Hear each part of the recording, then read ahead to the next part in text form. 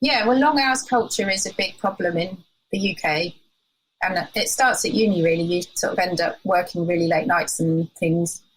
Um, and I'd say in the UK, the fees aren't generally high enough, and there's a bit of a race to the bottom, which means you're reliant then on unpaid overtime, which is, it's not a good practice. So I wanted to set up mine to make sure that everybody was paid for every hour that they worked. Hello, everybody, and welcome to the Creative Insider Podcast. We are back after a short period of break.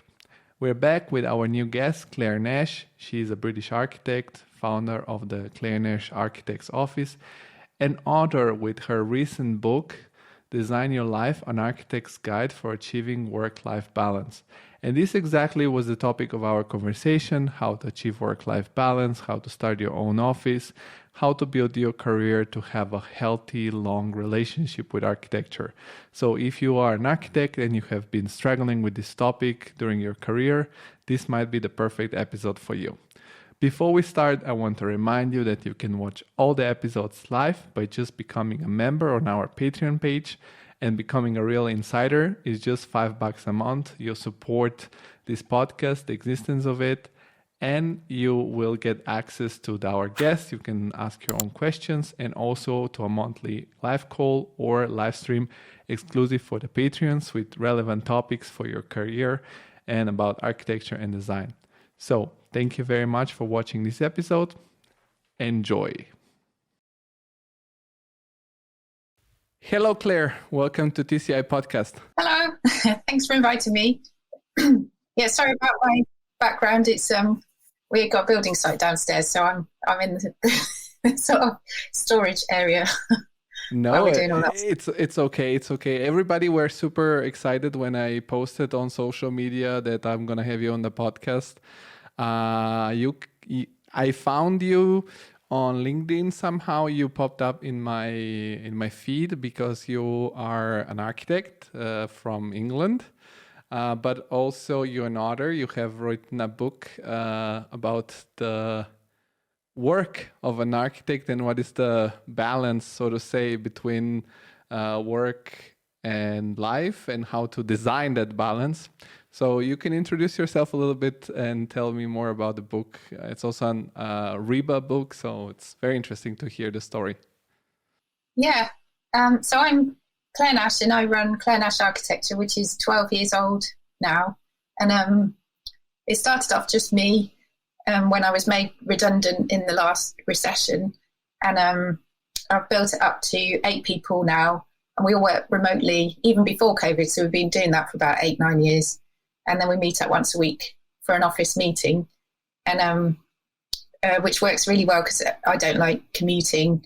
So the book really was about setting up practice in the way that suits you so that you have better work-life balance, and things like setting the right fees, which I got totally wrong at the beginning, and and niching, and how to find your niche and the benefits of it, and that sort of thing really, and then sort of stories about mistakes I've made along the way and that sort of thing.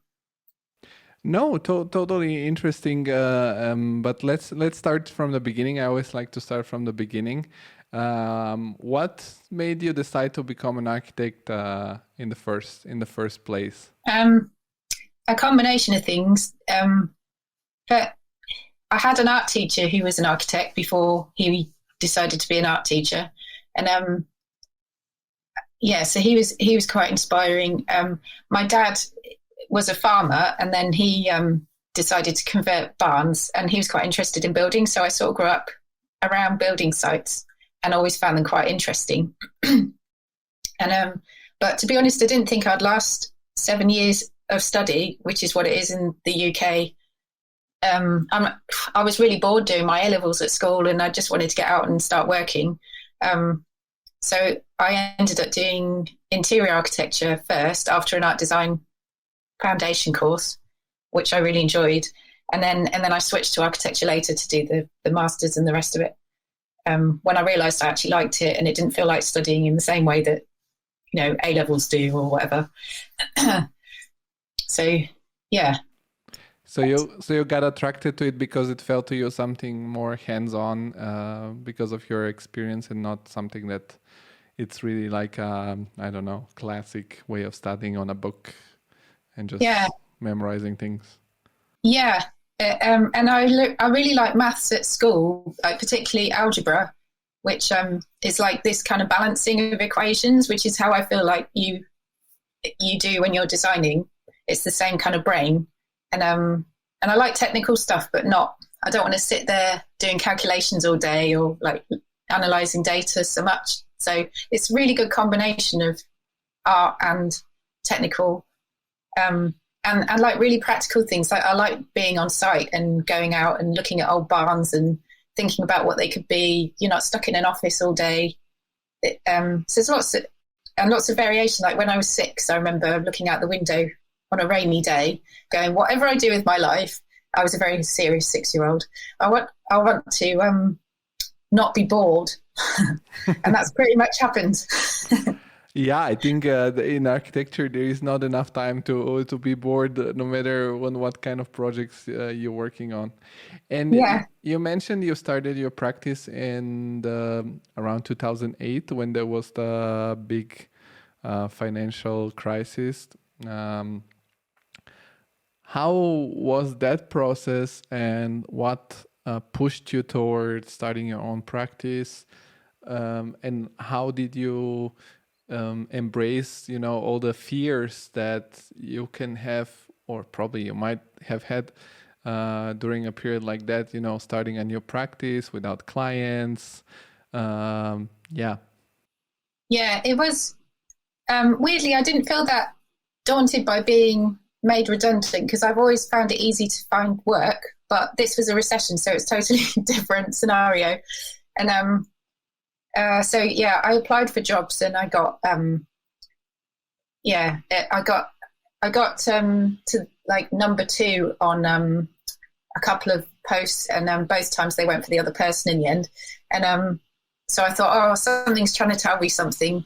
And so I did some freelance. I bumped into somebody on a train who'd offered me a job in the past, but it wasn't the right time then, but it was this time. But so that was good. And it was handy also because although I'd been doing architecture, it was for quite a long time and on a variety of projects. I hadn't really been doing small domestic residential projects, which if you set up on your own, you inevitably end up doing. So it was quite good to learn with another freelancer with another company that did that for a while as a freelancer. But I found it quite lonely because you kind of had the worst of both worlds, because you were like you weren't in control of your own schedule, but you also had all the hassle of like running your own thing. And so in the end, I worked freelance for 2 different architecture firms, and in the end I just thought I'm gonna bite the bullet and just set up and go for it. So I put up postcards in local shops and cafes and things, and estate agents too, which brought me referrals, and then just sort of word of mouth to begin with. I just had to get over my fear of putting myself out there, really. I didn't want to go around to everybody like, hi, I'm an architect. Like, it seems a bit boastful, but you kind of have to worm it into the conversation somehow if you want to get work. And I remember going to a wedding that summer and thinking, come on, I've got to be brave and just talk about it. And so I kind of slipped it into the conversation, and I got 2 new clients just from that wedding. So I thought, yeah, so it's, you sort of had to just get over yourself, basically. And what were the first people that decided to hire you as an architect? Well, they were the first. The first one was a friend of my husband, who I didn't know as well as him, but they wanted a big eco extension on their house, so it was perfect because I really love eco architecture and wanted to specialise in it anyway. And I so that, I mean, that's another thing. If people can see that you're really passionate about something and they want that thing, then they'll really like they're more likely to work with you. yeah, so that was okay, but it was quite a steep learning curve. I remember I had to read, like in the UK, we have a magazine called Home Building Renovating Magazine, which is all about updating your home, extending and remodeling and stuff. And it covers quite a lot of useful practical things, which as an architect, I'd just been doing quite big stuff like universities and schools and hospitals. And I had done some residential, but it was mostly bigger flats and things. So not really the same type of work. And although as architects, sometimes you sort of think you can do all of it, actually the regs are quite different for everything. And planning policy is another headache. So I learned a lot from those magazines.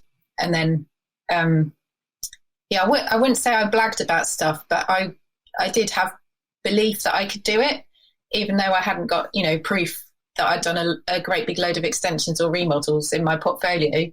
I knew I could make it work somehow, and I did, and then it spiraled. What was your professional experience before starting your own practice? I had probably more than normal for my age at that time, because I'd done I did my degree full time, but then all the master's stuff I did part time around my job. So I think I got about 6 years experience by then. But yeah, not in house remodeling and so on. But so you had the interior architecture background, which I guess is very helpful for something like house remodeling. Yeah, well, I think 90% of the work you do in the UK is like refurbishment and stuff anyway, because there's not that much land available for new build. So yeah, starting from spatial reorganizational stuff was really useful, definitely. And when the crisis hit, and first of all, I don't know, in which city are you based in England? At that time, it was Oxford. Okay, so close to London. Did in your decision to start your own office, did the situation and the work environment in the architecture industry played a role? Because of course, now in 2001, you have written this book, which is focused about starting your own practice, taking back control over this decisional power, let's say, because when you work for a practice, there is somebody that takes the decision for you when it's going to be your deadline, what is going to be the work load, and so on and so forth. Was that a big... Did this play a big role back then for you because you saw something that was not okay in the industry? Yeah, well, long hours culture is a big problem in the UK. And it starts at uni, really. You sort of end up working really late nights and things. And I'd say in the UK, the fees aren't generally high enough, and there's a bit of a race to the bottom, which means you're reliant then on unpaid overtime, which is... it's not a good practice. So I wanted to set up mine to make sure that everybody was paid for every hour that they worked. And, sometimes there are short-term deadlines where you have to do a bit extra, but they're still paid for that. And then, they'll take some time off the next day, they'll start later or something like that. And that's also another way, like our flexible hours works really well, because if you've finished, you can just go for a swim. But then when you need to work harder because there's a deadline, then you just do that. So it's good.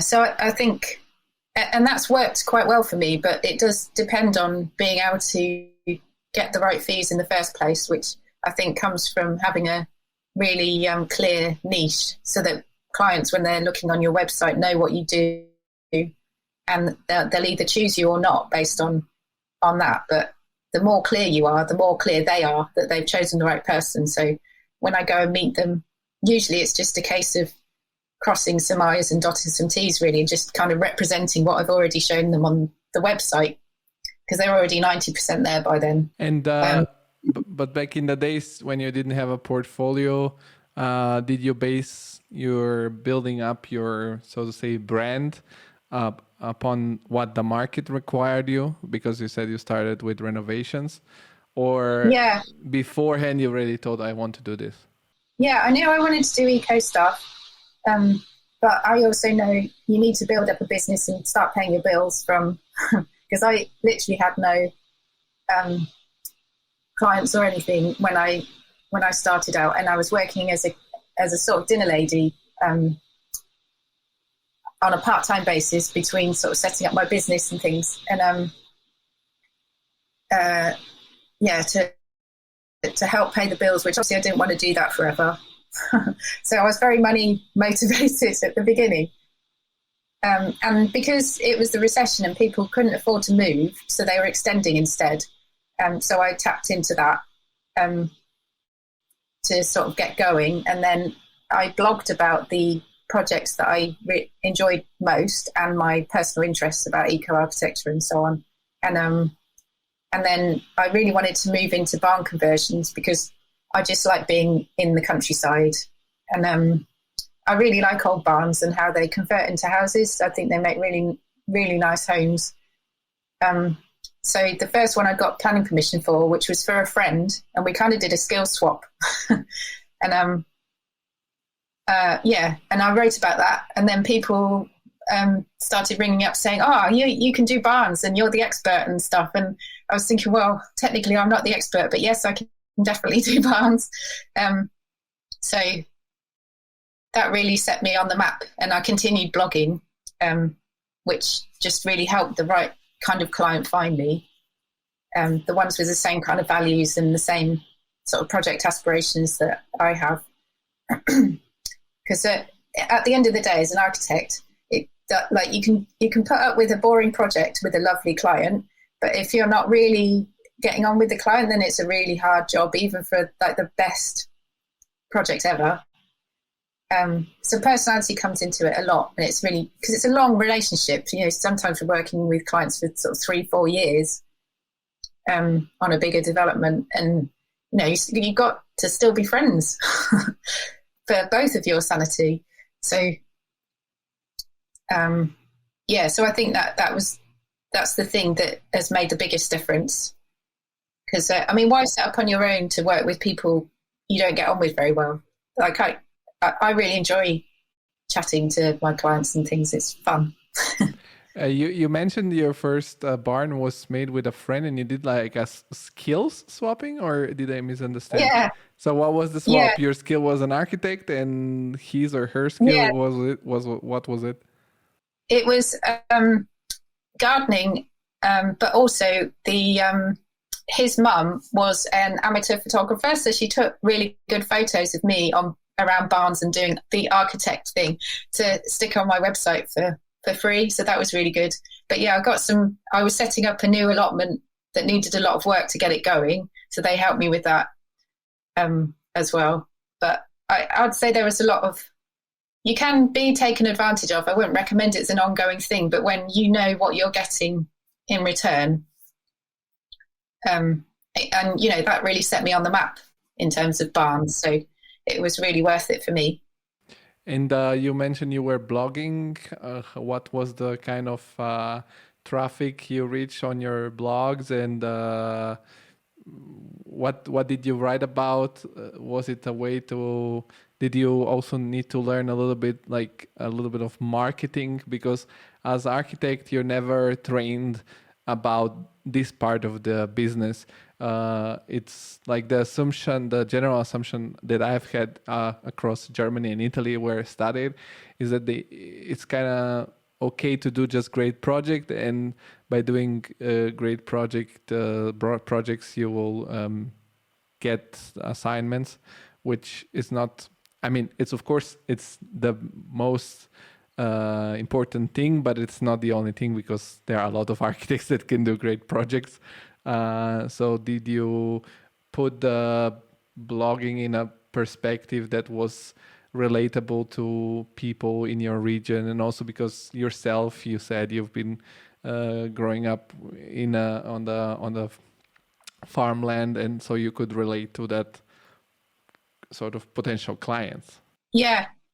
I did quite a bit of marketing learning from either books or I used to go to, I still do, go to networking events. And they were really good because there was often a business speaker or other people just who were generally there who knew about marketing and could recommend books or courses or things like that. So there was a lot of self-learning about how to speak to your target market and how to define who your target market is even before you do that. So I'd write things like a guide to a barn conversion, or how to save money on doing a barn conversion, or what this bit of planning policy means in relation to a barn conversion. And so kind of like useful information for people, the sort of stuff they were looking for themselves on Google. And then I had an ebook as well, which is how to solve, how not to make mistakes on a barn conversion. And people download that, and then I get their email address, and then they're on my newsletter list, which is really good. Because then you've got a sort of group of people who are already interested in you. They might not have a project yet. Some people hang around for sort of a few years and then they find a project and then ring me up. So it's a really good way of kind of collecting potential clients in a group, and then just keeping in touch with them, sort of saying, hello, I'm still here, and here's some useful information, hopefully. Just keeping them in your world for a while until they need you. And then after that first barn conversion you did it get easier to get new projects, new assignments? Was there a moment of, so to say, a tipping point where you said in the beginning every person that starts a practice has to rely on some side job to have an income to pay the bills, so it has to focus more on like getting whatever it comes in? After that, was it a little bit easier because you have built something, I don't know, people knew about you, you were blogging? When did the things start rolling, so to say? It was probably about a year and a half to 2 years later when I got blogging going into a rhythm. And then all of a sudden, I had a lot of work. It felt like sort of like 20 clients overnight. It wasn't overnight, but for one person, 20 clients is a lot. And that goes back to your earlier question about how to manage projects. You know, previously the practice I worked for, they did all that management, and they were just like, you do this job, you do that job, this is your deadline. And so I didn't really have an idea about how much I could realistically take on of this type of project. And also because of having started in a recession, I was just like, oh, I'll take it on because you never know, it might not happen again. It was that sort of mindset. And then I just had way too much work. And I wasn't particularly selective either. They were all like okay jobs, but I wouldn't say they were all bang on niche or anything. And then I just got really, really exhausted and burnt out. And so I took on my first employee, which I didn't really want to be managing people as well as myself. I didn't think I'd be any good at it, but I kind of thought this is my only route out of too many clients. Otherwise, I have to let them all down. So I tested it out with a student because I was teaching on the side as well at the time. And and that worked really well, much better than I expected. And then she left because, she said to me she could only stay for 6 months because she wanted to go and work in Australia for a while. So I thought, great, this is a great test because if it all goes wrong, it's only 6 months. But it went really well. And when she went, I got 2 people to replace her. And then it's just gradually increased since then. And I would say that although I still don't like particularly being in the spotlight and like kind of in charge of meetings and stuff, I do really like collaborating with other people and being able to share and pool our different skills so that the sum of our whole is much better than just me on my own. It's just nice. And then we get to use all of our strengths. And my weaknesses are people on my team's strengths. So it's a really good combination. Also better for work-life balance because you're not spending so much time feeling exhausted doing the stuff that you're really not good at. Yeah, that's true. Delegating is an important part. But I'm curious, this is a very great beginning because we got to know a little bit about how you started, and there is this process of try and error, then you adjust. As you said in the beginning, you just needed to get projects, then suddenly too many projects, people. So I guess I assume that in the beginning of your practice, the work-life balance wasn't really balanced. As you said yourself, you were starting to be burned out. At what point did you get some control over things that you kind of, you become a skill sailor, so to say, this metaphor, that you knew in what kind of waters you were, and you started really planning things so that you can reach that work-life balance? And also my question is, once you got an idea about how to organize things, do you manage to organize things that also the people that work with you can have their own work-life balance? That's really important to me, that it's not just me that can have good work-life balance. It has to be everyone. So we just make sure we talk to each other about how things are going, and because sometimes things are unpredictable with architectural projects. So you think something's going to be reasonably straightforward, and then suddenly there's this great big extra issue that comes in, or planning complication or something, and then it needs extra time. So we just talk to each other about what's going on, and then we can kind of pull resources to get through that. I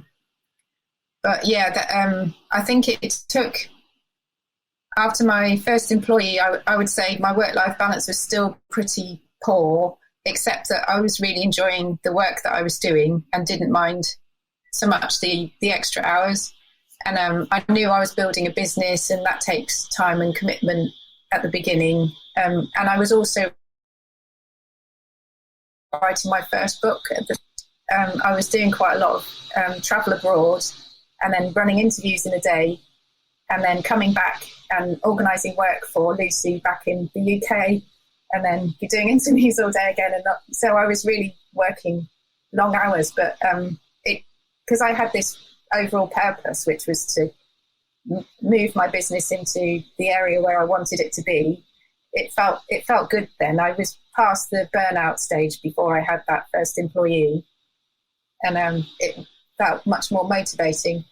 So the biggest shift came just before my son was born. I realised things were going to have to change massively.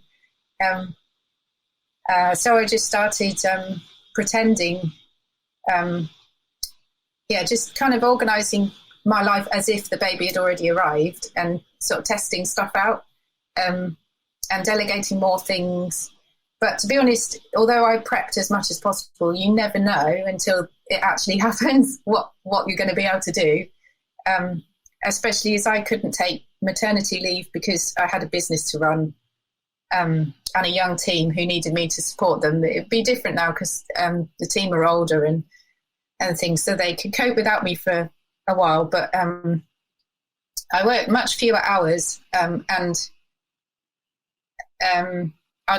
because I worked from home, it was possible. Like if I had to go into an office, it would have been totally impossible. It was really hard, but also really satisfying because, I don't know, everybody's different, but I found it quite boring sitting on the sofa feeding a baby all day by myself, and it was quite nice to still talk to clients and still do work, like use my brain in that way. And also my identity is quite wrapped up with being an architect and being creative, and not just being on a constant feeding, pooing schedule, which is quite boring. And it's wonderful having children. Like they're really, really brilliant moments, but some of it is just very dull if you're used to quite an No, actor. of course, of course. But I think this is also a part of it, to find the balance, as you said, and sometimes having this major force that kind of forces you. Once you have a family, you have kids, you cannot say, now I'm gonna do extra hours, or you have to be more on point. How did you need to take some extra courage to give more responsibilities to other people?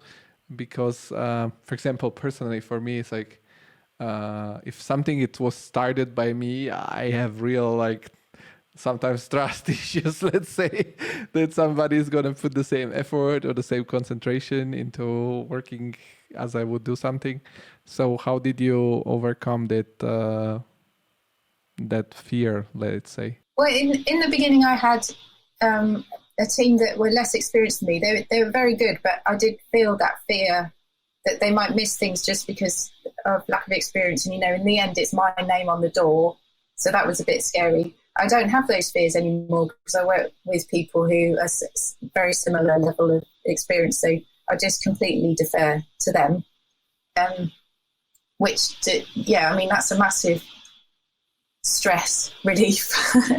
But I suppose, I'm not, but yeah, and it was hard to give away things that I enjoy doing, but just didn't have time for.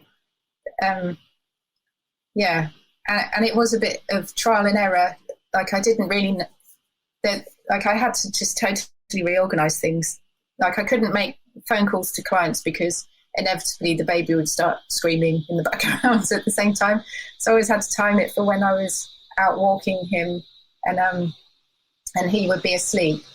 But I found I became quite good at one-handed tasks. Like I could draw up designs and things with one hand and hold the baby in the other hand, and that worked.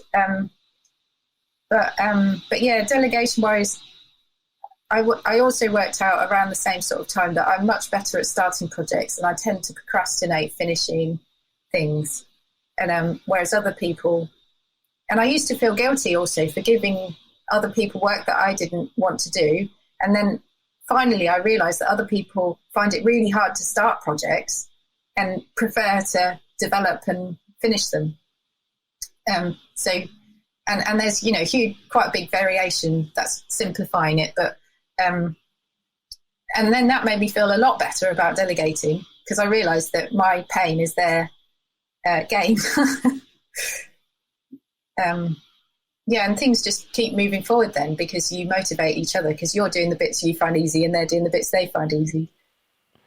No, yeah, totally. I can, can relate to that. In my case, the problem is that I like a lot of different things, so I tend to want to do, a little bit of everything, and that may be a problem. And you mentioned that you've learned a lot also about marketing, how to find your niche. It's also a chapter of your book. When you were writing this book, first of all, how did it fit to your schedule? Is it, for example, writing a book something that now you have time for after organizing things in a certain way with your practice? And who were you writing this book in your mind when writing the book? Who was the ideal reader for the book? Because also I saw there is a chapter that's about basically architecture and babies, or business in a baby, which I don't know.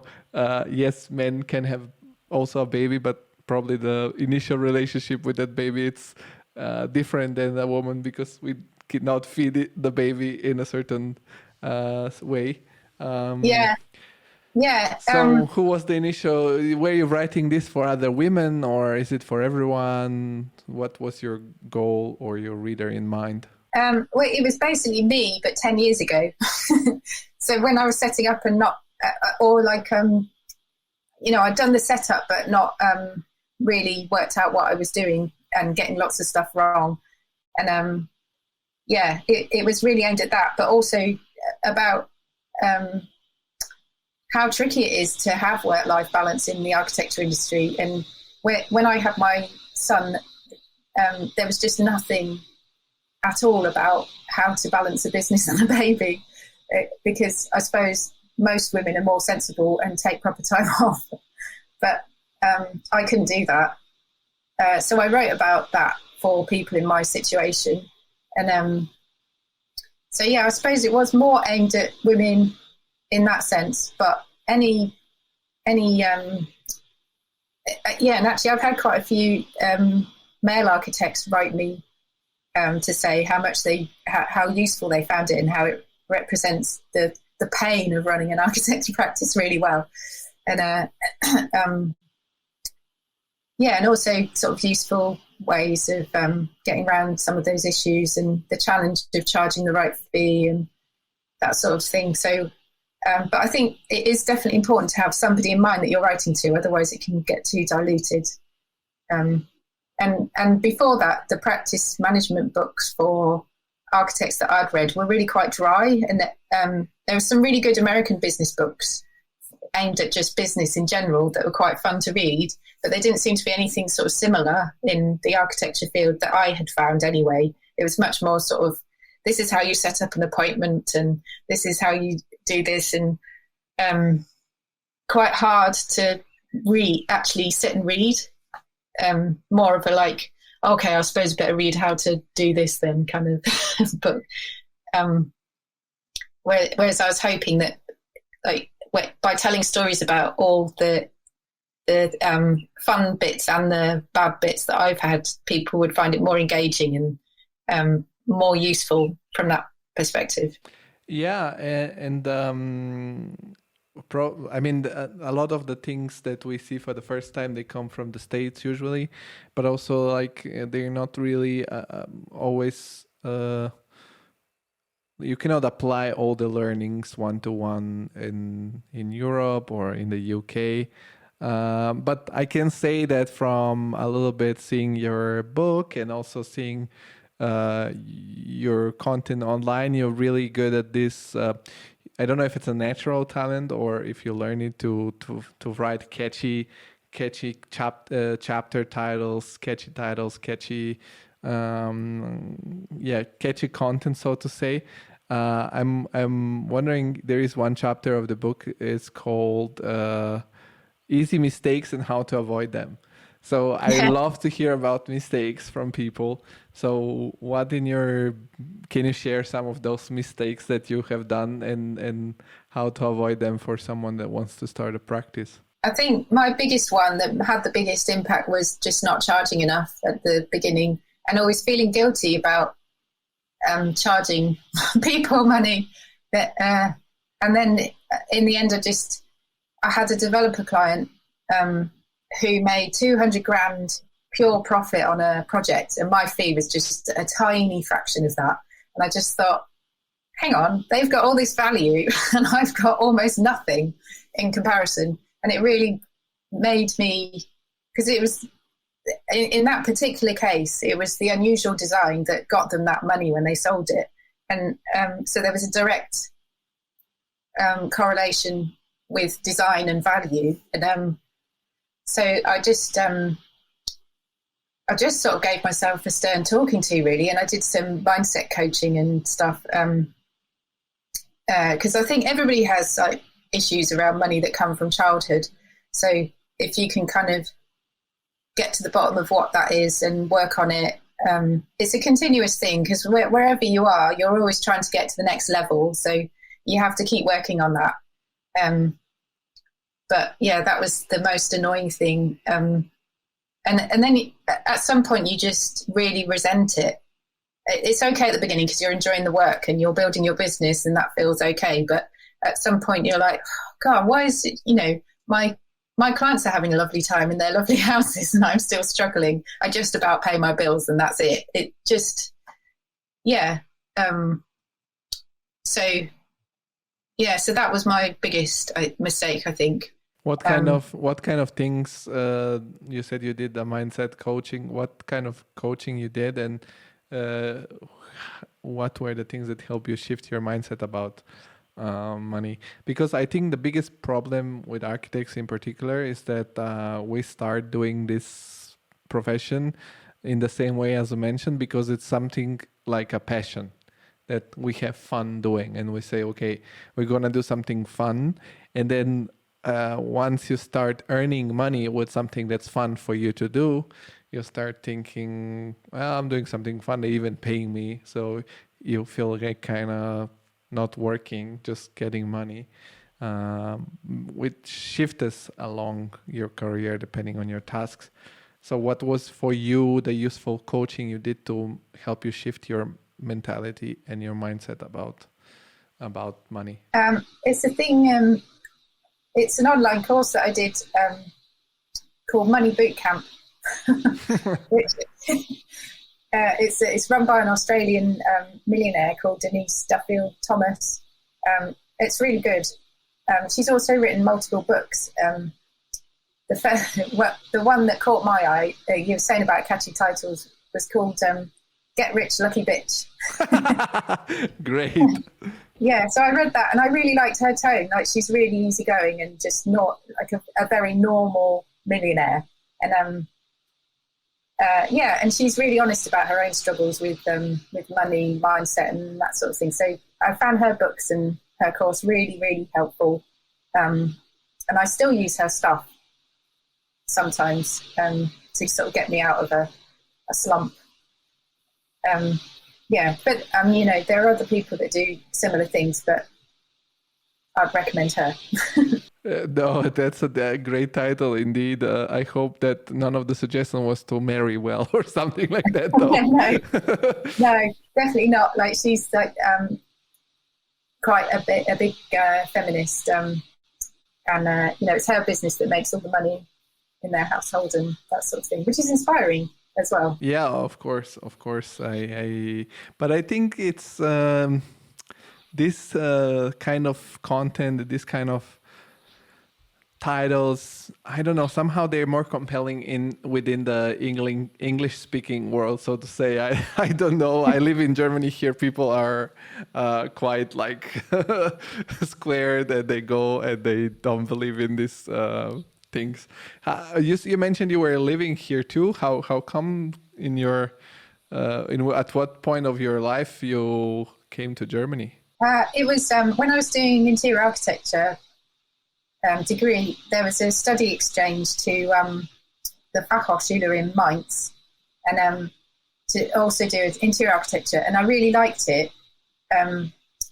So it was supposed to only be 3 months, and I just ended up staying for about 2 years. I got a job, and multiple jobs actually, and the lifestyle was just really nice, and the standard of living. Did you live in Mainz or? Yeah, I lived in Mainz. Okay.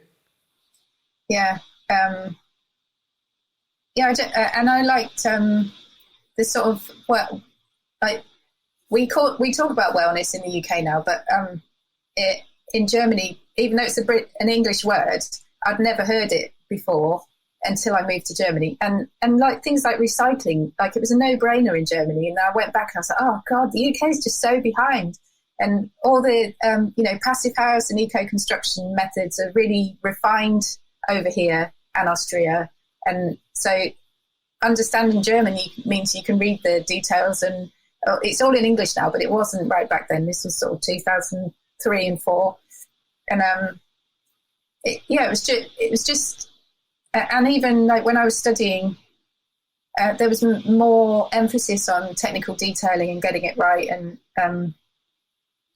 whereas I think in England it was more design focused and the wackier the better kind of thing, which is fine. But the majority of architects aren't doing that in practice.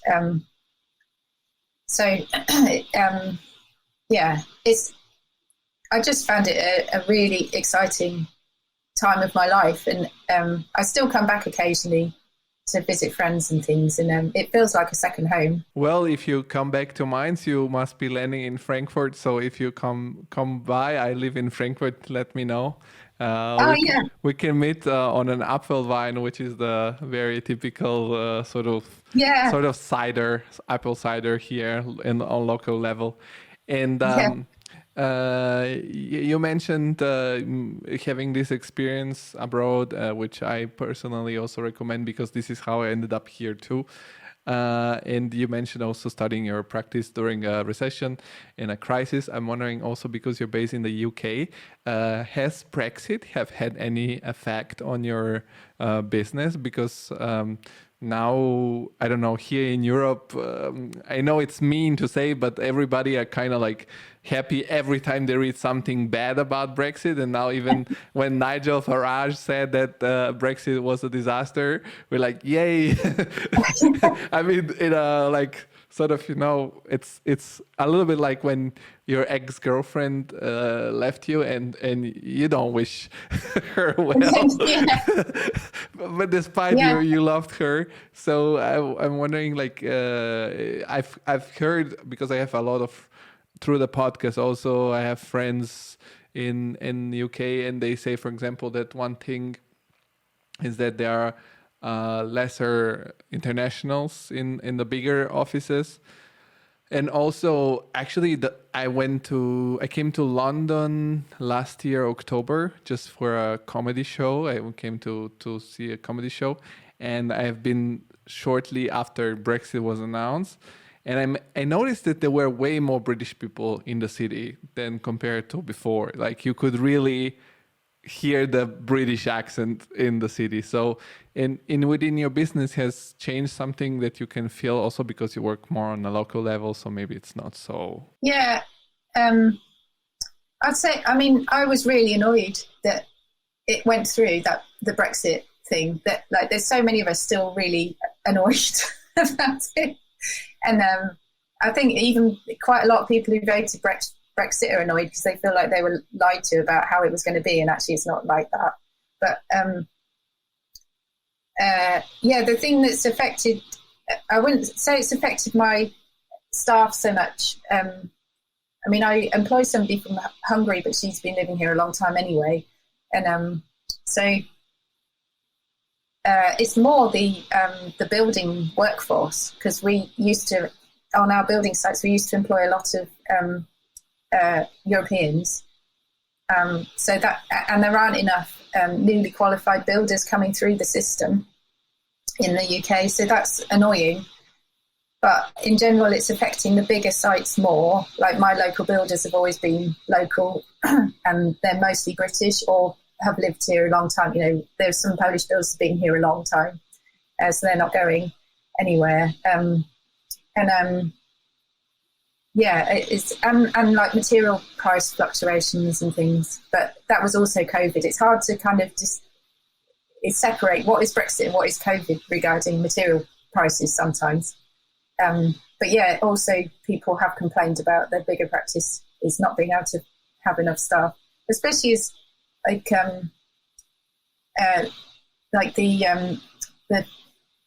European trained architects are really good, so they really want them to come and work in the UK. So that's annoying. Yeah, I have to say, on a personal level, that before Brexit, I always thought, okay, what are other possible countries in Europe to attempt to have a good life as an architect? And I really like the UK because it's English speaking, so a lot of people speak English and they don't have that language barrier. And also I like to think in my mind, this is how I feel about it, is I feel the UK, it's quite has some organizational and efficiency skill like the Germans, but they're more like famous for the British humor, and you can have a little bit of a more easygoing exchanges with the people.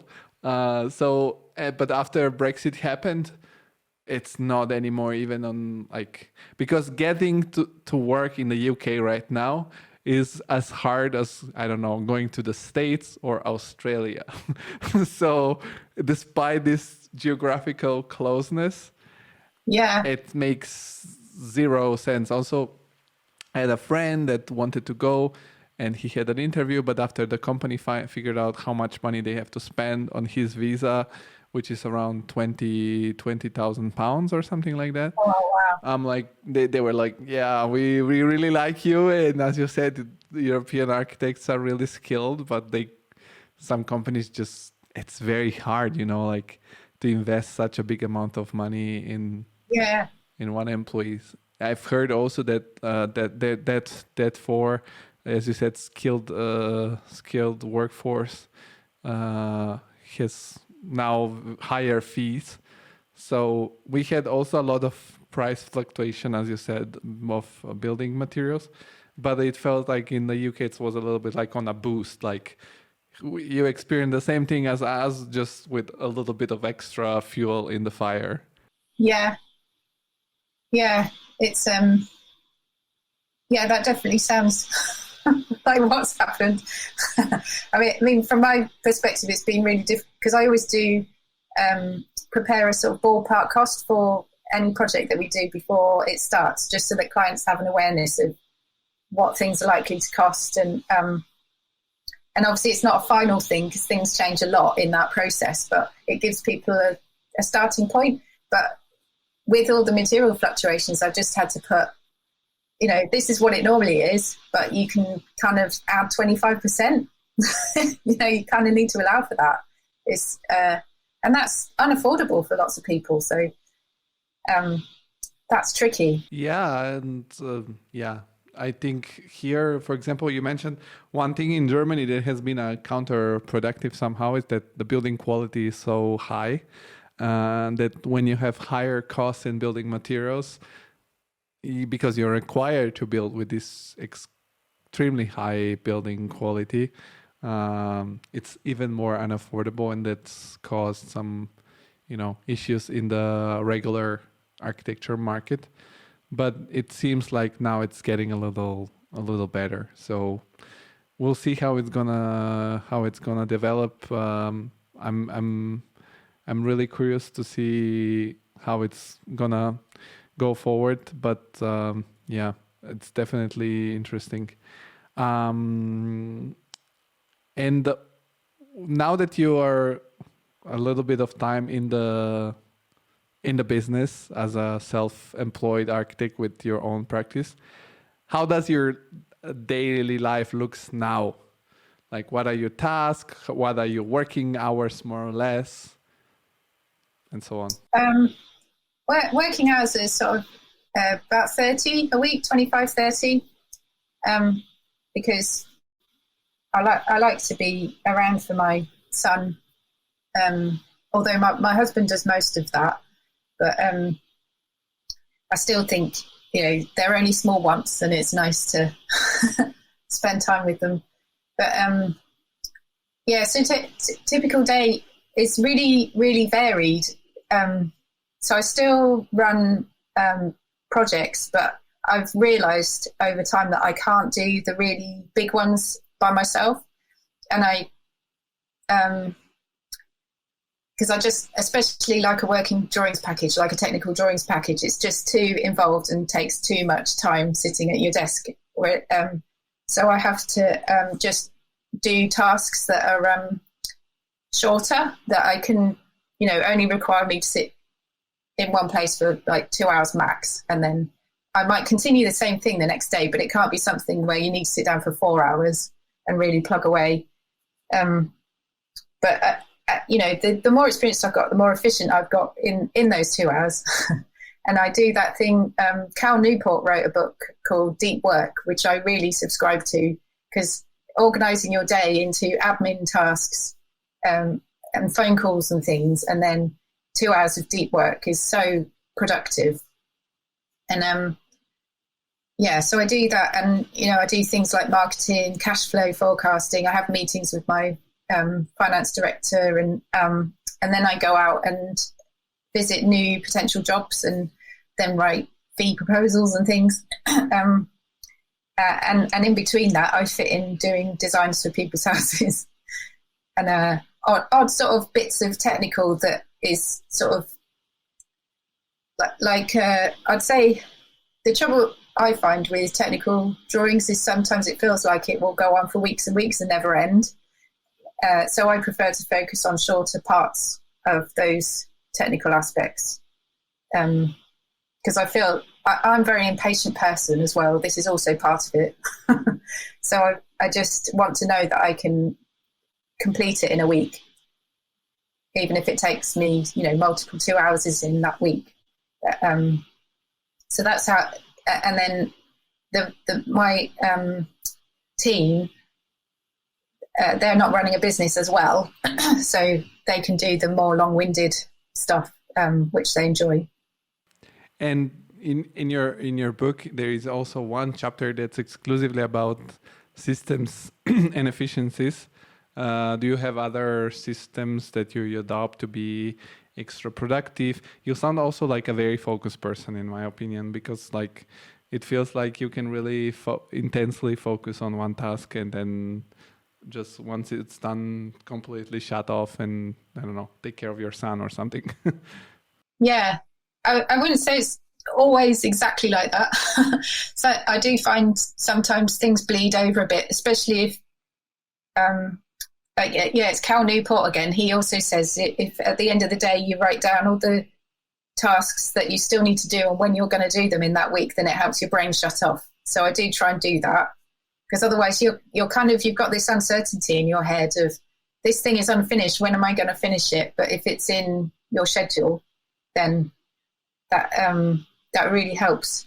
But yeah, I work quite intensely, which is another reason I like working by myself. I either like collaborating or by myself, not a mixture. I hate being interrupted because I'm like right in the middle of something, a really good idea, and then it's just gone because I can hear them talking on the phone or something. So open plan offices don't really suit me. But so how does your company or team looks like nowadays? Are you officially a one-person company that collaborates with other architecture offices, or do you have a small team? How do you work nowadays? Yeah, so it's I'm the sole director, but I employ 7 others. So they're part of my team. It's just that we have an unusual relationship because we don't all work in an office together. We meet up once a week and hire a meeting room and sit there together and collaborate on projects and things, because there's some things that are really better done face to face. And we like to see each other too. That's nice. And we also sometimes see each other at client meetings on top of that and that sort of thing. But mostly it's just that weekly meeting where we all just come together. So for you, COVID was like not so an unusual experience that everybody worked at home because you were used to do it. And yeah. Do you feel, you mentioned they are employed, so they're not like freelancers, they just work officially employed for you. And you have no whatsoever trust issues like usual employers that, I don't know, for example, what I have encountered within the industry is that people, I don't know, particular architects, don't ask me why, because my girlfriend, she's not working in the architecture field. They really want you to go to the office no matter what. Even I was working at a company where even during the worst times of the pandemic, we were going into the office because for whatever reason, they say it's a teamwork. If a team doesn't sit together, it's not going to work out. So can you share how you can be so okay with people working remotely? I think it's... I suppose it's just my attitude to life and people in general is that I prefer to trust them before I'm proven otherwise. And I've always had a really good understanding of people. So like I employ people who share the same values and like the same project types and are really motivated by the same things. And I also think if you've managed to get through an architecture course, which is really hard and a long slog, then you're a highly motivated individual anyway. But I also do think it doesn't suit everyone to work from home. Some people are really motivated by having others around them. And so I think a hybrid solution is quite good, where people maybe work 2 days from home and 3 days in the office or something. But or just like flexibility so that people get to choose. But, I'm an introvert and I don't like being interrupted, so it suits me a lot working from home. And we seem to be quite an introverted gang. So it's, I think if you, and the trust thing, I always say to people, why would you employ someone you don't trust? And you soon know if invoices aren't going out when you'd like them to, then so you don't need to be like looking over their shoulder, checking what they're doing. When I worked in an office, I really hated that feeling that somebody was like looking over my shoulder and didn't trust me to just do the work. Like, because no human being is, 24 hours a day, 8 hours a day, solidly productive. There are times when you're distracted and your brain is having a rest and you might be doodling and stuff. And it's always that time when your boss is looking at you. Yeah, and I don't understand why bosses in 2023 still consider, like I make an example. I might want to work from 7 to 12 in the morning so that I'm more productive. Then I might want to have a longer break to go to the gym because the gym is empty and just more practical to go at that time. And then after I worked out and have eaten, I'm getting again powered up and I can do the rest of the day working. Or, I think, people are very, I don't know, they cannot accept this flexibility. And I think in the end of the day, you have to be more focused on outcome, not on, it doesn't make any sense for me to be 9 to 5 in the office and then, as you said, doodle a couple of hours something. I don't know. I think it's great that you're doing this. But I'm an extrovert, for example. So I personally like, as you said, something that's more maybe a hybrid thing, that I can go to the office.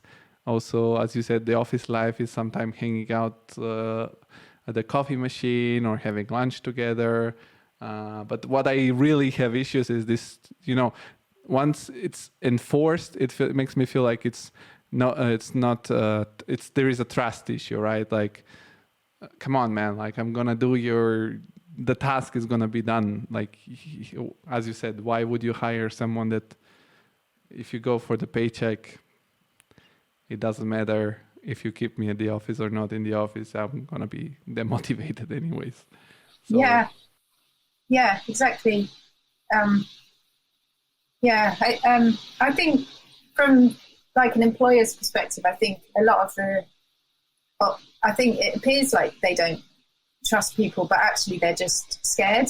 Like, because we all as humans have this need for certainty, and you can't possibly manage a load of humans and expect certainty as an outcome. It just doesn't happen. So there's a lot of coming to terms with that, really. And some people do it by applying really draconian laws that rules and things, and this is what you have to do. And that and other people find other ways around it, like focusing on the outcome is what I do. I'm really results based, and I don't. And also, it's like that whole thing of charging by the hour. Like if a business coach told me a really good example once. Like if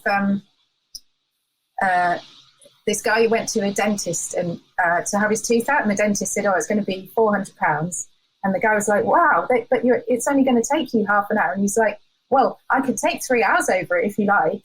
So it's this like disparity between. We always think that we should justify our time by more hours, but actually, if things are done faster, great. And And that's what's nice about working from home and setting your own flexible hours is if you get the work done faster and you're happy with it, then you can go swimming in the afternoon. That's more motivating than being like, I have to sit here from 9 to 5 because this is what my boss tells me to do. Yeah. Yeah, totally. I agree with you. And I think it's, as you said, this mentality, I kind of own you for the 8 hours or for whatever it is the contract saying. How do you find people for your team? Because as you mentioned before, you can never know what is the outcome, if the people gonna suit to your team. So what is your way of, I don't know, testing quickly if a person might suit your team? Do you follow just your gut feeling? Or, I don't know, for example, in Google, I've heard they have like some sort of, I don't know, you do different kind of interviews. They let you do some little coding test or whatever. So they have some sort of like more, I don't know. I think it's a good thing to give you like, if I were an architect, if I had to have my own office and I knew what I'm hiring that person for, I would let them do a small like test. I don't know, draw a sketch, sketch me a detail, or if you don't know how to do this detail, how you would do it, like a little test, because in the end of the day, I can make the most beautiful portfolio and have the most beautiful images in there. But in the end, once you're on the job, the task is different than making a nice portfolio. So did you learn also something about hiring people, managing them afterwards, figuring out more about the psychology of the person? Yeah. The first employees were just instinct, really. So I put out job adverts and then they applied, and I interviewed the ones that had written nice cover emails to go with their CV that sounded like they were genuinely interested in working with me and my practice, not just any architecture practice. And the first one, I also asked one of my fellow tutors for a reference because he taught this student and I didn't. And just, with your first one, you're a bit nervous. But in general, it was just about how the conversation went and the stuff we talked about. And I'm more quite like, because it comes as a given that they've got a certain qualification, but it's the outside experiences that are more interesting to me because that makes up the human. And so I've just asked them questions about that, and then I'd let the conversation flow very naturally. I had some specific questions, but not very many, maybe 3, and then the rest was just chat, really. And that was enough for me to get a feeling about a person. Are there people that are working with you for a very long time now that are like, I don't know, with you for since the beginning or for several years? Yeah, so Julia was my second employee and she's still here. She's recently had a baby, so she's at home with the baby at the moment, but she's coming back soon. And she pops in sometimes to say hello, and so that's nice. So I'd say she's the one that's been around the longest. And we've kind of grown together. She's, because I definitely didn't have it all worked out at the beginning, so we've helped each other along that process. And other employees I had at the same time, I've kept in touch with, so they work for different practices, or and sometimes we share resources and things, and so it's quite a nice sort of wide network of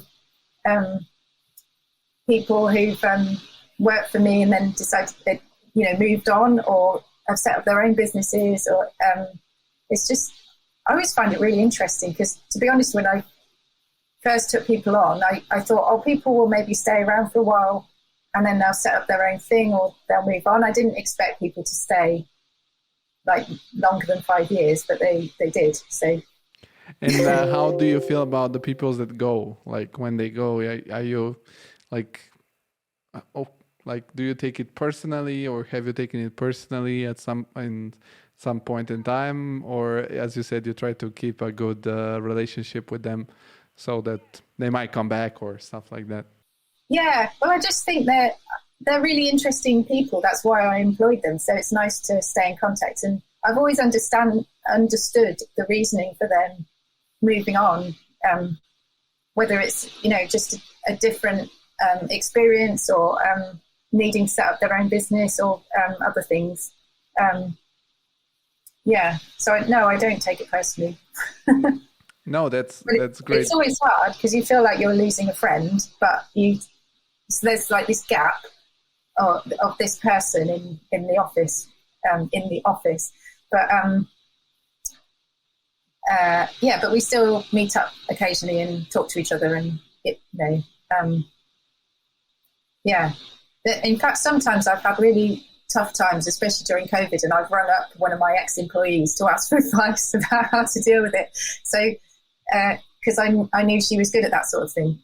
So, yeah, it's nice to have that. By the way, in which part of the UK are you based nowadays? In which city? I'm not in a city. I'm in a village. It's between Oxford and Northampton, quite close to Silverstone Racing Circuit. And do you live yourself now in a converted barn, or not yet? No. Yeah, I wish. Yeah, I basically live through it. I live vicariously through my clients. Like, all their projects are ones I would like. But no, I live in a little old cottage with. It's got a kind of old stone garage that looks a bit barn-like, that I'm going to kind of convert and make a bit bigger and things at some point. It's a project house. I'll be working on it for the next 10 years. I think so. It sounds like it could be something for you, because now the brand will be completed. You'll be living in what actually you do for a living. Is it very expensive to get a cottage converted into a home? Yeah, just basically building at all is really expensive. So I did my last house. I did a kind of small extension and conversion. You just have to be a bit careful about how you're doing it, and where you're going to get the maximum value, and put the money into that rather than frivolous things. And also my husband is quite handy. He used to build on site and things, so we save money on some of those things that he can do himself, which is helpful. And one thing that I'm always curious also is that your latest book, I'm curious to know what was the process in writing it, like hands-on, like when did you write it? How did you come up with the chapters, with the ideas? And also, I don't know if it's published or sort of certified by, I call it RIBA. I don't know if it's correct to say RIBA, which stands for something royal for sure. Royal and architecture for sure. What does that mean if they're the publisher? Does it give it extra, I don't know, acknowledgement, so to say? Yeah, well, my first book was really good for that, because I wrote it because it was a passion project of mine. What was the first book? It's called Contemporary Vernacular Design, How British Housing Can Rediscover Its Soul. Bit of a long title, but it was about, I just get really angry about how there's loads of red brick boxes everywhere, and they're so ugly and just don't. Yeah, whereas in the past we used to have lovely variation because it was all built from like the local materials and things, and now it's all just what you can build as cheaply as possible, as fast as possible, and with as small windows as possible, and in the brightest red brick ever. You can because it's cheap. Rebrand it like in a title with like "Get That Cool British House, Bitch," inspired by your favorite buddy book. Yeah, it's I don't know. Anyway, so I wrote that, and that really helped, and it was also published by RIBA, and it just gave me extra kudos, because at that point I hadn't done a housing scheme, in my own right. I'd worked on housing projects for the previous architect, but I wasn't the lead on it. So because I had all these case studies and I knew all about it, I got my first housing project through that. Whereas otherwise it's a bit chicken and egg. You kind of have to do a housing project before you can get a housing project to prove that you can do it. So it's a bit tricky. So I'd recommend it for like extra kudos, and clients feel safer with you. And it got me good talks. And so I went all around the country doing lectures and things, which was really fun. And and then the second book, I'd had my son by then, so time was trickier. But I just, every time I had an idea, I'd just write it out on, make notes. And like physical notes on your computer? On my computer, yeah. Because it's where you are, wherever you are, isn't it? Like Apple Notes, basically. And then when it came to putting chapters together, I kind of already had segments that I could just put together, and then the book started taking shape. And then but then I didn't get, so I was probably doing that for sort of 18 months, 2 years, just capturing bits as it came to me. And then when it came to actually writing the book, it only took about 3 months, and I did it in my allotment shed because it was COVID time, and it was really nice to go out the house and write somewhere else that wasn't the house. And it was such good weather we had in that first lockdown. And I love sheds. I'm a big shed fan. I remember it was even too warm in the UK at some point. Yeah. So that was nice to be able to go down there, do a bit of gardening, do a bit of writing. Yeah. And the cover is really beautiful. Did you do it yourself, or? No, they get. That's the other benefit of working with a publisher, is they have really good graphic designers. Oh yeah, that's true. Yeah, one of the the sketches, it was a hybrid of Julia and Jana, my team, but their projects. They tweaked it slightly so it made more sense for the book. I think your way of representing architecture, it's also oriented for potential clients, because if you would do it for other architects, let's say, the aesthetics will be very different. And yours looks more like, I don't know, it's not bad mean, it's just, it looks more like for a fairy tale book or something, because it's also houses that are in the country, in the British countryside. Yeah. So I think that's really interesting. Yeah. Well, you're selling a dream, aren't you? People's dream home. Yeah, this is like the thing that you're selling what is going to happen into that house. You're not selling, I don't know, the wooden detail and, I don't know, the nice black and white logo and things like that. So I think that's something that really, when I invite people on the podcast, I don't know 99% of them. I also didn't know you. You, as I said, for some reason, I was reading a book that was about designing your life, but it was more oriented about figuring out what you like to do and how to, find out. And then I saw your book and I was like, that's interesting. And I saw just your website and I thought there is something different about that person. I don't know what it is, but it's going to be interesting talking to her. And it's always fascinating that I have this also gut feeling that, I find you for some random reason of an algorithm of a social media, but it's always super interesting to meet people like you. Yeah, and you. It's nice to be asked for these things. I always just think I make most of my life decisions based on whether it will be fun or not. Yeah, well, that's a great decision-making factor. Let's say, is it fun or not? No, then let's not do it. Yeah. And I wanted to tell you that we always try to conclude the conversation with something inspiring to create this sort of collection of ideas about how to get inspired, because every creative has a muse, and sometimes this muse is gone and needs to be recharged or come back somehow. Are there some activities that you like to do? I don't know, maybe reading or writing or sketching or some sports or movies or music that, I don't know, gives you the good inspirational mood to work on your creative projects? Yeah. I really like open water swimming in the sea or lakes or whatever. I don't do it all year round there, because actually for me to get to a lake is at least 40 minutes, so I'm not going to bother in the winter. But but even swimming in a pool, I find there's something about it that just gets my brain going, and afterwards I'm just more creative. And the same with gardening.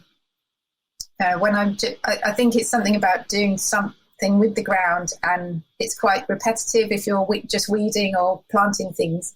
So your brain has time to work on things in the background. Yeah, and I really enjoy garden design, and I'm always doing experiments on my allotment and in my garden. So I suppose that's also quite creative and helps me come up with other things, not just gardens. Sounds like fun, and sounds like everything in the perfect harmony, the work and the passions. Well, Claire, thank you very much. For all the people that are watching or will watch or listening to this, I'll drop a link to, I found it on Amazon UK, but I don't know your book. Where can people find your book? I guess directly on the... Meanwhile, I figured out that RIBA stands for Royal Institute of British Architects. So yeah. We solved the mystery. So I guess on the official store of the RIBA can be also found. I don't know. Is it? Yeah, RIBA bookshops or Amazon, and I think most of the main bookshops have it online now. I hope it's also easy to get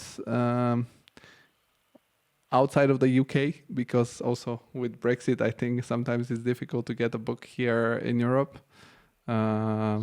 Is there an e-version or? Yeah, there is an e-version, I think. Oh, yeah, Kindle edition. So I think with the Kindle edition, it will go through borders freely. Yeah.